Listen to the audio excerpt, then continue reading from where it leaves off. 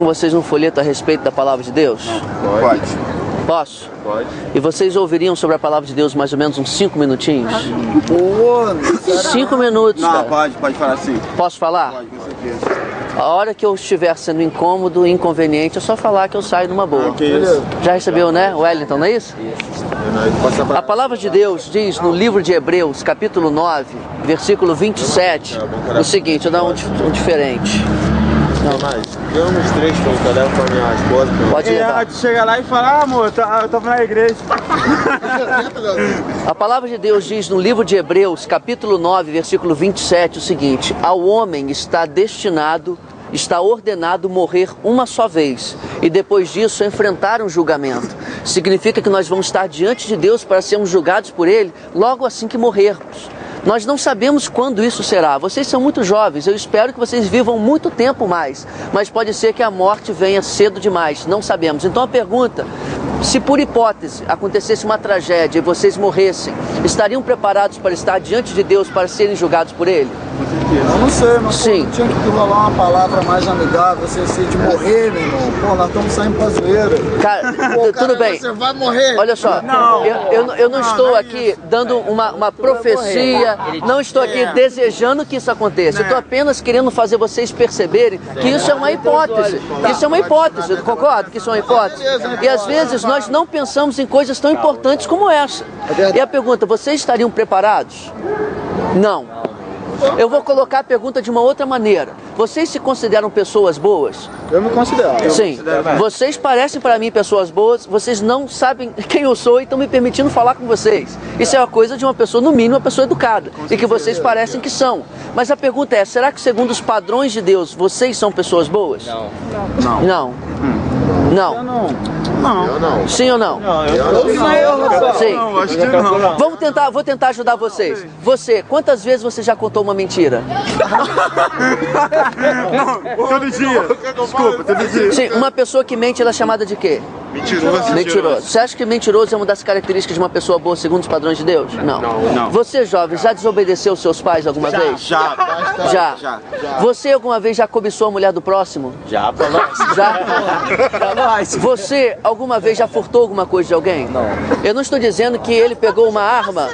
Ih, mas ele pegou a arma mesmo. Espera só um minutinho, deixa eu continuar. Espera só um minutinho, por favor. Ele pegou a arma mesmo. Só por favor. Só um minutinho. Imagine o seguinte. Olha só. Na mão, viado. Olha só, não estou dizendo que você pegou uma arma e você assaltou uma pessoa, não estou dizendo isso. Mas às vezes a gente se apropria de coisas do próximo de uma maneira que não é legítima. Vou dar um exemplo. Fruta no quintal do vizinho, já roubou? Eu já. Você fez isso escondido dele, imagino, porque você sabia que estava errado, concorda? Não é uma maneira de furtar? Eu pensava que tá errado, não. Eu queria pegar tudo também.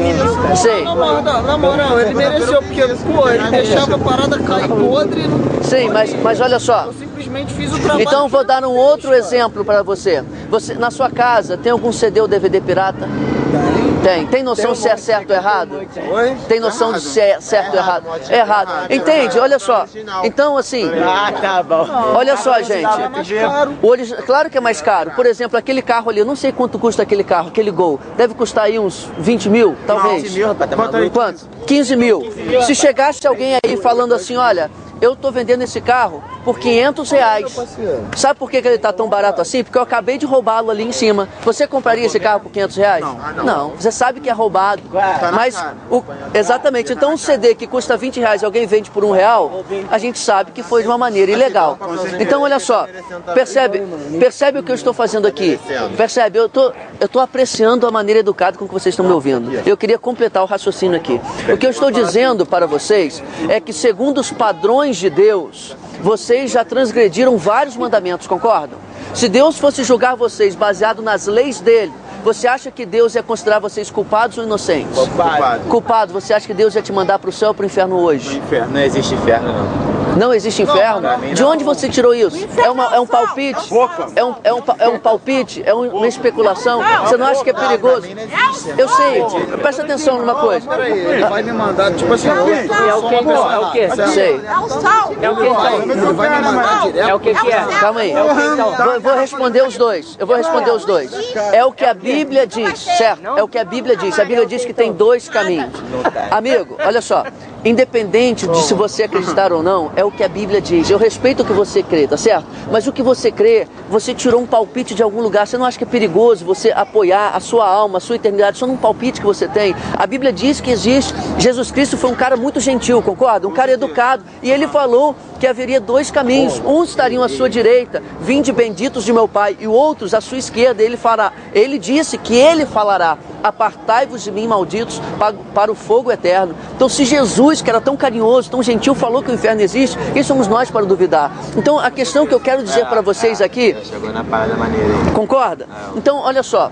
Mas a Bíblia diz que Deus nos amou tanto. Ele viu o nosso destino, ele viu que estávamos caminhando para a morte, mas ele nos amou muito e fez uma iniciativa, um ato de amor para que nós pudéssemos ser salvos. Já falei sobre isso com você, né, Wellington? Você sabe o que foi que Deus fez por você para que você pudesse ser salvo? Ele mandou um filho e Mandou o ele morreu na cruz para salvar. Você entende o que ele fez? Imagine que você tenha cometido um crime e você merecesse uma prisão perpétua. Tá, mas peraí, olha só, alguém paga o preço no seu lugar. Sim, claro. Só, era outra época. Sim. E era outra maneira de pensar. Naquela época, era época de impérios, certo? Certo. Se ele foi crucificado, não é simplesmente porque ele... É porque ele se dizia rei. E acima dele, no caso, tipo assim, naquela democracia, existia um outro rei. E por isso ele acabou sendo crucificado, entendeu? Ele se dizia rei e ele, tipo assim, tava acima do cara, pô, digamos que fosse o presidente. Sei, o imperador romano, entendi. Então o cara chegou e falou, pô, peraí, que parada é essa que o maluco fala que é rei aí? Tá. Não é ele, era Olha o só. povo que dizia, né? Calma aí. O povo. Eu vou explicar isso aí. O povo só, tipo assim, porque na Páscoa, naquela época, você podia chegar e soltar um dos presos, não era isso? Apontaram Cristo ou Barrabás e escolheram soltar Barrabás e prenderam Cristo. Soltar Barrabás. Mesmo assim, se o povo estava tão ao lado dele, por que chegaram e falaram, não, então crucifica ele e solta o Barrabás? Porque foi o povo que mandou. Sim, então deixa eu te explicar uma coisa. O que você falou pra mim é inteligente, você tem razão. Se alguém se levantasse dizendo que era um rei, ameaçaria o império. O império. Beleza, mas o que acontece é o seguinte. O que aconteceu de fato? Essa foi a desculpa que os judeus invejosos de Jesus usaram para incriminá-lo. Exatamente. Mas o que Jesus fazia que incomodou tanto os religiosos daquela época? Jesus olhava para os religiosos e apontava o pecado deles. Os chamava de hipócritas, de sepulcros caiados, bonitos por fora, mas podres por dentro. Isso causou inveja, causou raiva. Então eles começaram a levar para a autoridade romana que Jesus se dizia rei dos judeus. Mas quando a autoridade romana perguntou para Jesus, você é rei? Jesus disse, o meu reino não é deste mundo. Jesus em nenhum momento disse que o reino dele iria competir com o Império Romano. Essa foi uma desculpa que os judeus deram para crucificar Cristo. Mas quando Pilatos, que era a autoridade romana, colocou Cristo diante do povo... Antes de chegar a Pilatos, Jesus foi levado ao templo dos judeus, certo? Sim. E ele foi condenado por blasfêmia. Exatamente, então você entende? Eles perguntaram a ele se ele realmente era...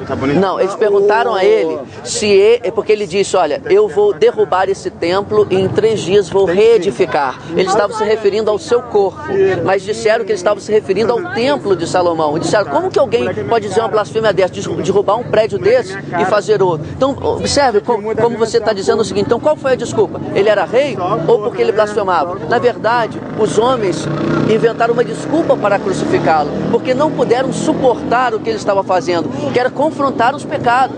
Mas isso nós estamos falando no ponto de vista humano. Eu estou trazendo para vocês um ponto de vista eterno. A Bíblia diz, porque Deus amou o mundo de tal maneira que deu o seu Filho unigênito, para que todo aquele que nele crer não pereça, mas tenha a vida eterna. Se nós olharmos no ponto de vista humano, as pessoas encontraram pretextos para matar Jesus, mas isso já fazia parte de um plano eterno de Deus, que era resgatar a sua vida pelo sangue de Cristo derramado naquela cruz. Você não tem esperança, nós não temos esperança de nos salvarmos pelo nosso próprio comportamento. Todo o preço, toda a dívida que nós tínhamos que pagar para Deus já foi paga através do sacrifício de Jesus. Então o que nós precisamos fazer? Nós precisamos reconhecer isso, nós precisamos nos arrepender do nosso pecado, parar de confiar nas nossas próprias ações, nos nossos próprios comportamentos e boas ações que dizemos que temos, nos arrepender de fato e confiar somente em Jesus como nosso Salvador. Entenderam isso? Então você entende? A morte de Cristo foi planejada por Deus. A morte de Cristo já estava determinada pelo Senhor. E Ele fez isso porque Ele te amou, porque Ele te amou. A Bíblia diz, Deus prova o seu amor para conosco em que Cristo morreu por nós, sendo nós pecadores. Então a morte de Cristo foi para nos livrar da condenação que estava sobre nós. Ou seja, então é por isso que Ele chegou para Judas e falou, vai lá e faz o que tu tem que fazer. Tô ligado que tu é vacilão mesmo, vai lá. Ele já sabia, cara. Dura logo. Ele já sabia, exatamente. Ele já sabia que aquilo iria acontecer. De uma forma ou de outra, fosse por Judas ou por outro traidor, a morte dele aconteceria, porque foi o plano maravilhoso, o plano eterno de Deus para a salvação de todo aquele que crer no Filho dele. A salvação é mediante o arrependimento e a fé somente em Jesus. Ele disse, eu sou o caminho, a verdade e a vida, ninguém vem ao Pai a não ser por mim. Então a pergunta que eu faço para vocês, para finalizar aqui, porque eu sei que já tomei o tempo de vocês demais, mas foi também para responder aos questionamentos que foram feitos. Vocês gostariam... Desculpa aí, mas meteu o pé. Fica tranquilo, cara. Valeu. Deixa eu pegar a mão da Cadê braço? Porra, acende aqui pra mim. Da esquerda aqui. Isqueiro aí? Não, tá de boa. É teu? Não, pelo primeiro. Deixa eu... Alguma coisa aí, a conversa Não tem problema não, eu te agradeço por ter escutado. O copo de vinho é teu? é pra viver. Não, vai pegar. Tá? A pergunta que eu faço para vocês, vocês gostariam de agora, Valeu, brother. eu estou dando uma oportunidade e Deus pode ter me enviado aqui para dar essa mensagem a vocês. Vocês gostariam de, nesse momento, Qualquer lugar, tá? Se vocês quiserem, espera só um minuto, vocês gostariam de, nesse momento, fazer uma oração a Deus, se arrependendo dos seus pecados e convidando Jesus para ser o Senhor e Salvador de suas vidas? Pô, brother, eu vou te ser sincero, eu não tô nessa pilha não. Não está nessa pilha não?